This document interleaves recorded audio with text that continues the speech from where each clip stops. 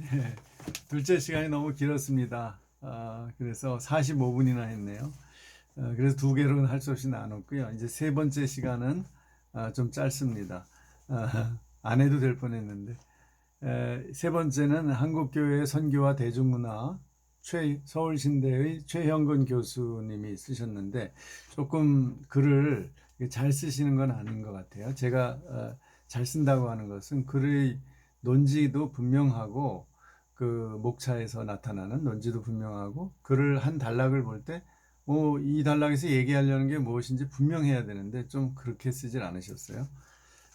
그리고 뭐 그다음에 두 번째는 더 중요한 문제인데 이게 한국교회 선교와 대중문화라는 굉장히 큰 제목을 가지고 실제로는 주로 그 서구 이론가들 여기 레슬리 뉴비긴이라든지 그 후에 뭐 베반스라든지 또 세 번째로 그 감리교 신학자이면서 상당히 그 기독교 세관적인 측면을 얘기한 하버드 스나이더 이 세 사람 얘기를 주로 하고 이것을 한국교회 대중문화 한국교회 현실에 적용하는 대중문화 분석을 통해서 한국교회에서의 대중문화의 수용이라든지 대중문화 현상이 어떻게 나타나고 이것을 이 신학적 입장을 가지고 어떻게 비판적으로 그 분석하고 대안을 제시하느냐 이런 게 명확하지가 않게 그냥 그냥 막 어, 얘기가 된 것 같아요.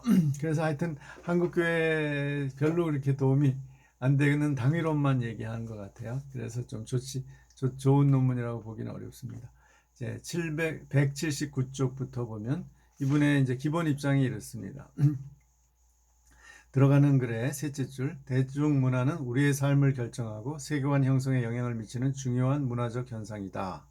이성과 합리성에 근거한 사실적이며 보편적 원리를 입증하고자 하는 모더니즘의 시도가 실패로 돌아가면서 기독교의 진리의 터전은 포스트 모더니즘의 상대주의 속으로 함몰되어 가고 있다.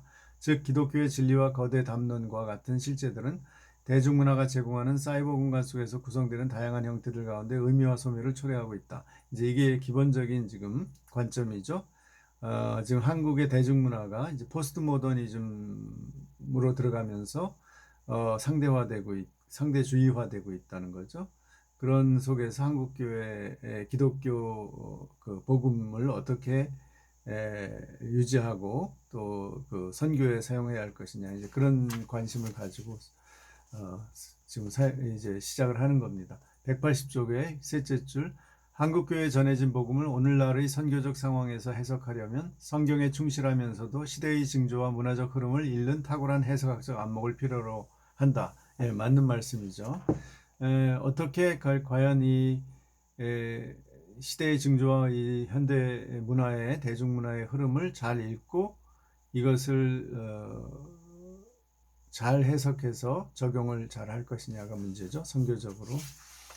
181쪽에 보면은 위에서 한 아홉째 줄, 즉 오늘날 교회의 선교적 접근은 어떻게 불변하는 복음을 변화하는 문화적 상황 가운데서 그 영향을 받고 있는 사람들에게 효과적으로 전달하여 이해하게 하고 회심으로 이끌 것인가에 관한 것이다.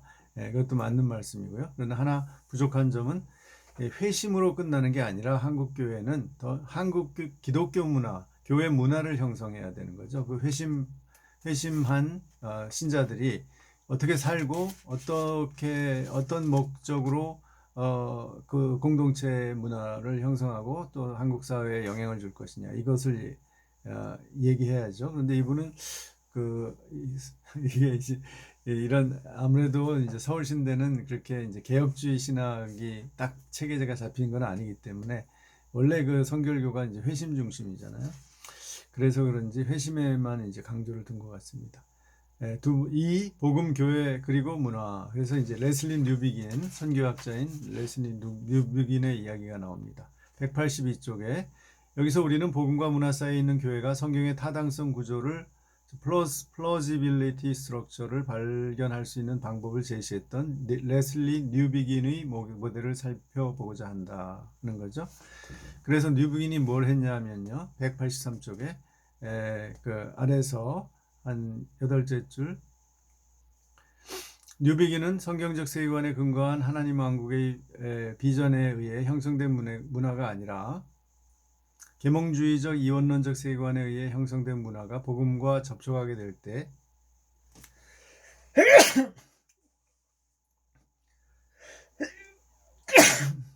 죄송합니다. 그 문화에 도전하고 대응하는 방법들을 제시하려고 노력했다. 즉 교회의 선교적인 문제에 있어서 기독교의 복음과 현대 문화 사이에 제시되는 대화의 형태가 무엇인가를 찾아내려고 노력했다.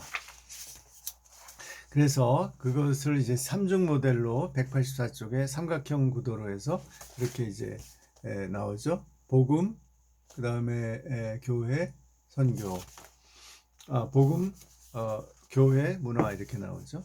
첫 번째로 이제 복음과 문화의 만남인데요. 첫째, 아래서 184쪽 아래서 다섯째 줄. 첫째, 복음과 문화의 만남은 회심과 연관된 가장 본질적인 차원을 나타낸다. 이것이 복음과 185쪽의 둘째 단락. 복음과 복음의 의사소통은 모든 문화에 대하여 도전적인 상관성을 제시한다. 셋째 단락. 복음에 도전 없는 문화적 구체화는 타협이나 혼합주의로 귀결되는 위험을 안고 있으며 문화적인 구체화 없는 도전은 복음이 문화와 비상관적인 것으로 제시됨을 의미한다.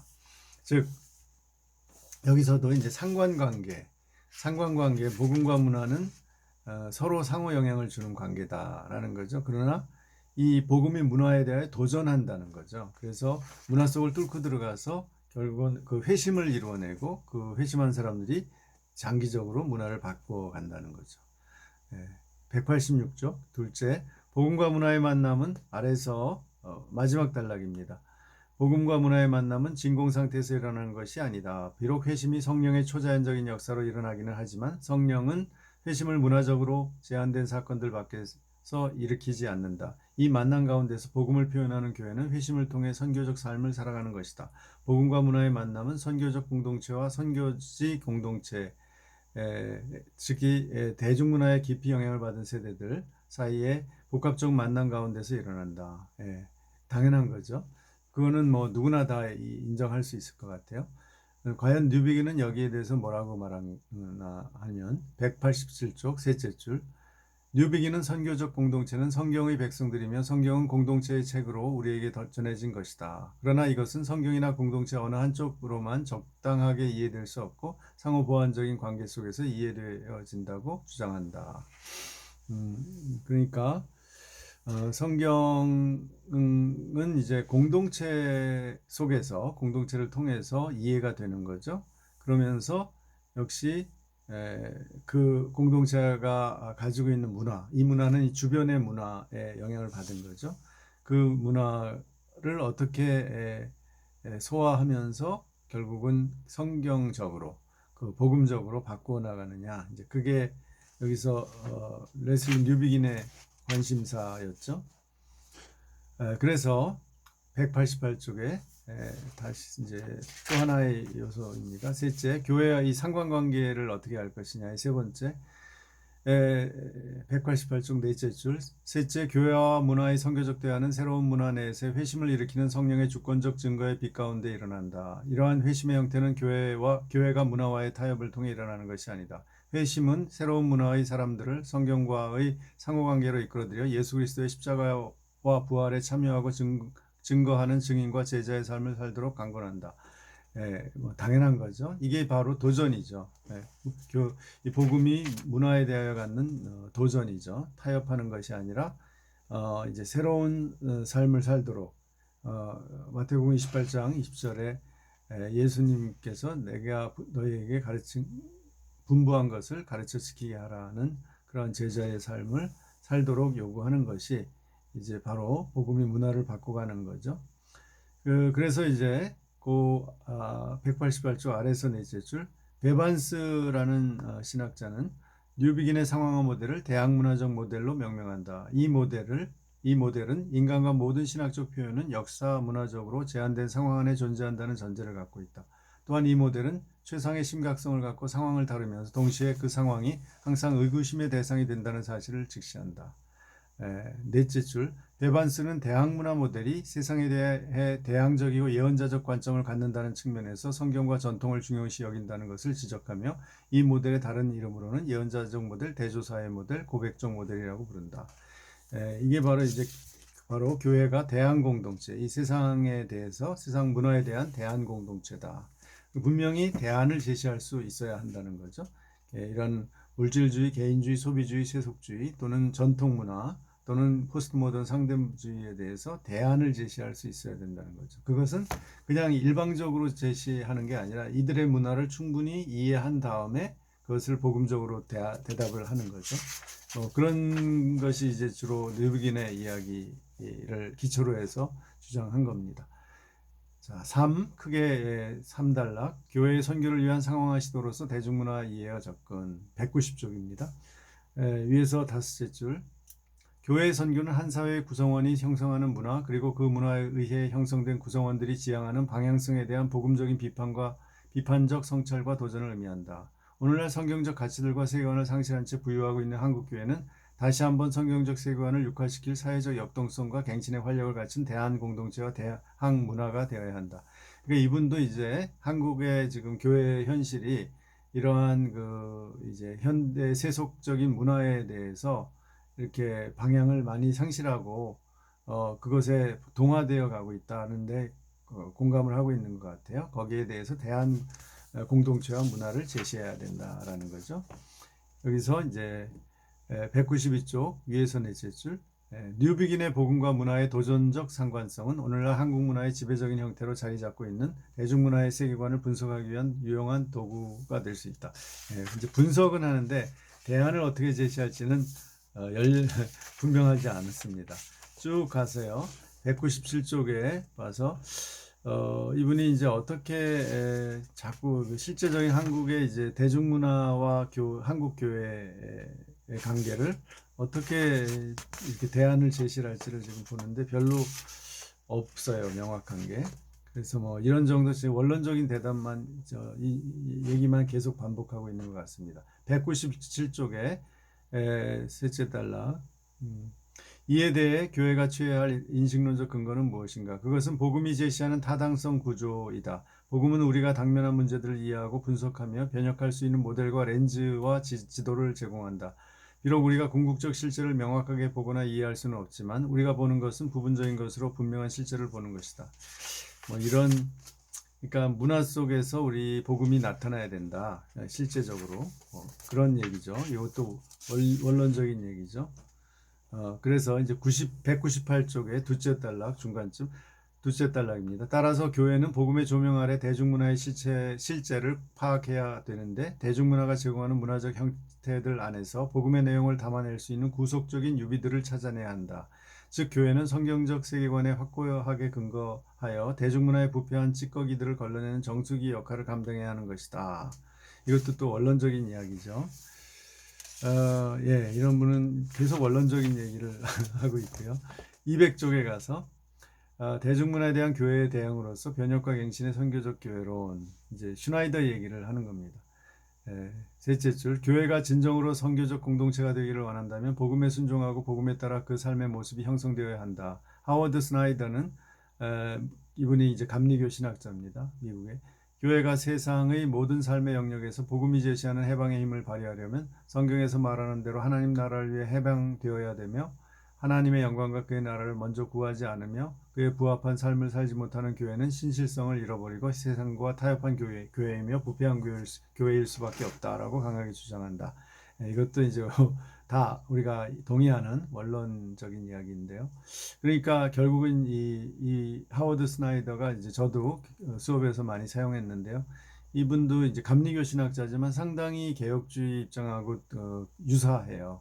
그래서 하나님 나라를 그리고 그 의를 이 삶 속에서 사회 속에서 실제로 드러내야 된다. 그것을 적용해야 된다는 거죠. 그렇지 않으면 타협하는 부패한 교회가 된다는 거죠. 그래서 결국 선교에서 그것을 해야 되는데 실제로 이렇게 문화적인 상황이 다른 한국 사회 또 뭐 일본 사회, 중국 사회, 뭐 예를 아프리카 사회, 중남미 사회, 그다음에 아시아의 다른 또 국가들 또 이슬람 서남아시아 이슬람 국가들마다 다 다르죠. 문화 상황이. 그래서 이러한 문화들에 대해서 어떻게 그것을 이해하고 또 전통과 대중문화를 이해하고 그것에 대한 대안들을 가지고 그런 체제를 갖춘 대안 체제를 갖춘 기독교 문화를 만들어야 되는 거죠. 그게 각 나라마다 그게 과제죠. 교회의 과제죠. 자, 나가는 글에서 203쪽 이분의 결론을 들어보겠습니다. 둘째 단락입니다. 한국교회는 전통문화와 종교들의 저항보다 대중문화로부터 더욱 심각한 도전을 받고 있다. 그것은 기독교 진리에 대해 대적하는 양상으로 나타나기보다는 복음에 대한 냉소적인 태도로 나타난다. 즉 하나님의 왕국의 가치관을 담지하며 순례하는 하나님의 언약 백성인 교회를 문화의 중심으로부터 밀어내어 공적인 영역에서 전혀 영향력을 발휘하지 못하도록 소외시키려는 것이 바로 대중문화가 갖고 있는 세속적인 힘이다. 교회가 선교적 본질을 회복한다는 것은 암담한 현실 가운데서 또 모든 그리스도인들이 선교사로서의 삶을 살아가는 것으로서 다원적이고 극도로 세속화된 문화에서 성령의 능력 가운데 예수 그리스도의 복음을 전파했던 초대교회 성도들의 삶을 오늘날 한국교회에 재현한다는 의미이다. 우리 맞는 말씀이죠. 지금 어떻게 그러면은 이러한 암담한 현실 가운데서 선교적인 삶을 살아갈 것이냐. 그게 중요한데요. 결국은 우리 이제 학자들은 학문적인 연구를 통해서 한국적인 교회 문화, 대중문화 뭐 이런 것들에 대해서 연구를 해서 이론적인 제시를 해야 되고요. 이제 목회자들은 교회 목회 모델을 좀 바꿔야 되는 거죠. 한국 그 문화를 좀 바꿀 수 있는 그런 목회 모델을 해야 되죠. 설교부터 목양에 이르기까지 또 지역 사회와의 관계에서도 그리고 이제 또 여러 가지 대중문화나 예술에 종사하는 크리스천들은 또 그 문화적 예술적 활동을 통해서 작품을 통해서 기독교 문화를 자꾸 제시해야 되는 거죠. 즉 문화적 창조를 그 크라우치가 얘기했던 것처럼 해야 되는 거죠. 이렇게 우리 공동체 문화를 건강하게 만들면 그것이 확산될 수가 있는 토대가 마련되는 건데 지금 그 투쟁을 하고 있는 것 같아요. 한국 교회 공동체 내에서 어떤 문화를 만드느냐. 기존에는 그냥 그런 분명한 의식 없이 근본주의화된 개혁교회, 장로교회 또 감리교회 나름 또 상당히 합리적인 또 토착화 문화 이런 걸 또 중시하려고 신학자들은 노력했죠. 그럼에도 불구하고 현대의 장로교회나 감리교회가 어떤 그래도 탄탄한 신학을 가지고 있고 교회 전통을 가지고 있는데 이것을 어떻게 오늘날 사회에서 어떤 대안을 제시할지에 대해서 아직도 많은 혼란 가운데 또는 모색 가운데 있는 것 같습니다. 다른 이제 이런 신학적 전통이 그래도 상대적으로 약한 성결교나 또 침례교라고도 침례교는 미국의 침례교는 굉장히 전통이 있지만 하여간 침례교는 교파적으로 원래 그런 제세례파 전통에 닿아 있기 때문에 명확하지 않죠. 근본주의적인 면이 강하죠. 그 다음에 또 이런 우리나라 순복음교회 이제 오순절교회도 역시 이런 이제 문화 개혁, 문화 변혁에 대해서 상당히 어떤 신학적 관심 자체가 없고 또 준비가 안 돼 있다고 볼 수 있죠. 이런 다양한 교회들에서 지금 역시 아직도 분명한 대안들이 제시되지 못하고 있는 상황 같습니다. 그러나 이제 한국교회 중심이 장로교와 감리교이기 때문에 개신교에서는 여기서부터 만들어져서 이렇게 확산되는 것이 자연스럽다고 생각이 됩니다. 우리가 그런 이제 자기의 삶의 영역과 우리 개교회에서부터 우리가 속한 교회에서부터 이런 문화를 좀 만들어 갔으면 좋겠습니다. 예. 오늘 한 학기 동안 수고 많이 하셨고 결국은 이 문제를 많은 이제 기독교 우리 문화론, 문화관, 개혁주의 문화관 이런 걸 공부하는 이유가 결국 궁극적으로 이론을 어느 정도 정립한 다음에 실천을 통해서 우리 한국교회의 대안을 제시하는 것이 우리의 목표인 것 같습니다. 예. 한 학기 동안 함께 해주시고 또 어렵게 이렇게 저희 집까지 오셔서 수강해 주셔서 너무나 감사하고 또 한편 죄송합니다. 그래요. 하나님의 은혜와 또 진정한 복이 늘 우리에게 함께 있기를 간절히 기원하면서 마치겠습니다. 감사합니다.